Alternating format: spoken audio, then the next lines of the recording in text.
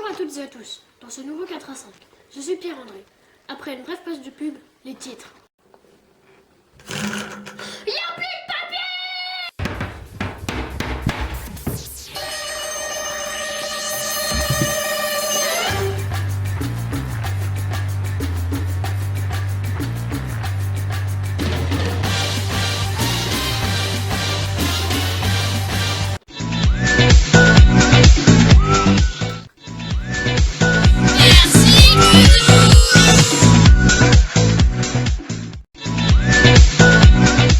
Nous allons désormais visionner le reportage signé Jean Caporal.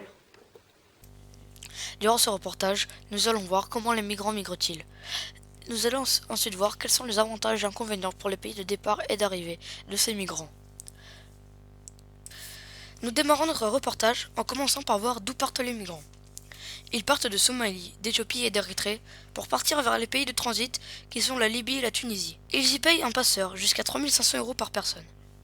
Ensuite, ils partent entassés dans de petites embarcations de pêche. Le voyage dure en général 6 jours. Mais les réserves de nourriture ne sont en général pas suffisantes pour tout le monde. Beaucoup meurent donc de faim ou de soif. Pour les chanceux qui parviennent à Lampedusa, ils sont massés dans les centres de réfugiés. Comme ces centres sont en surpopulation, certaines familles dorment dehors, à même le sol. Ils attendent tous l'asile politique. Cet asile sera obtenu s'ils parviennent à prouver que leur pays est en guerre.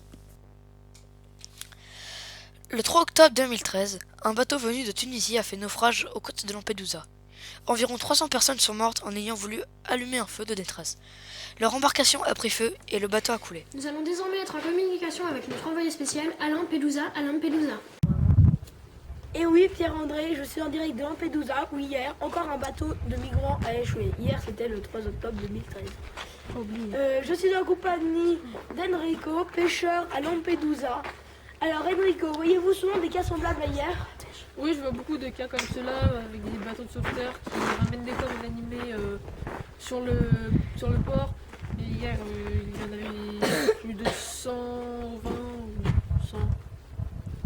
D'accord, merci. C'était un témoignage de Enrico, pêcheur à Lampedusa. À vous les studios. Nous avons rencontré Salem, un jeune Tunisien qui a ouvert une forge à Tunis. Il nous raconte son Bonjour, histoire. Monsieur Salem, je vais vous raconter une histoire. Donc j'ai migré vers l'Europe mais pour trouver du travail. Je n'en ai pas trouvé. J'ai reçu une aide financière de l'Europe qui m'a permis d'ouvrir une forge en Tunisie. Je retournerai en Europe pour rien au monde. Nous avons rencontré Catherine Vitol de Véden. Je vais vous résumer ses explications sur les avantages et les désavantages de l'immigration.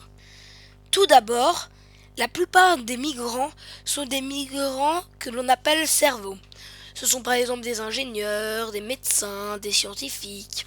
Mais ceci est aussi un point négatif, car dans les pays de départ, on appelle ça la fuite des cerveaux, c'est-à-dire qu'il n'y a plus d'ingénieurs, de scientifiques, car ils partent tous en Europe où ils gagneront plus d'argent.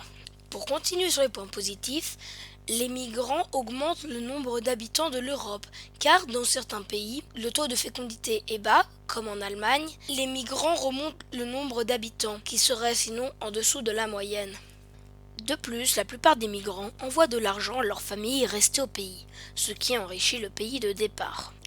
Pour les inconvénients, l'arrivée en grand nombre de migrants en Europe augmente le chômage. Et voilà, c'est désormais la fin de ce nouveau 4 à 5. N'oubliez pas de nous retrouver demain à la même heure. C'était Pierre-André.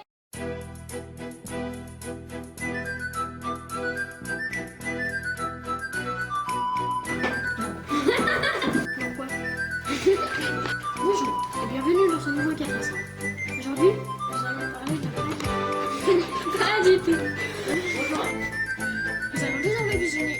J'ai regardé Donc, laissez-moi faire le ménage. mais ça le fait pas, tu vois, s'il y a des écritures. Ouais, t'arrêtes.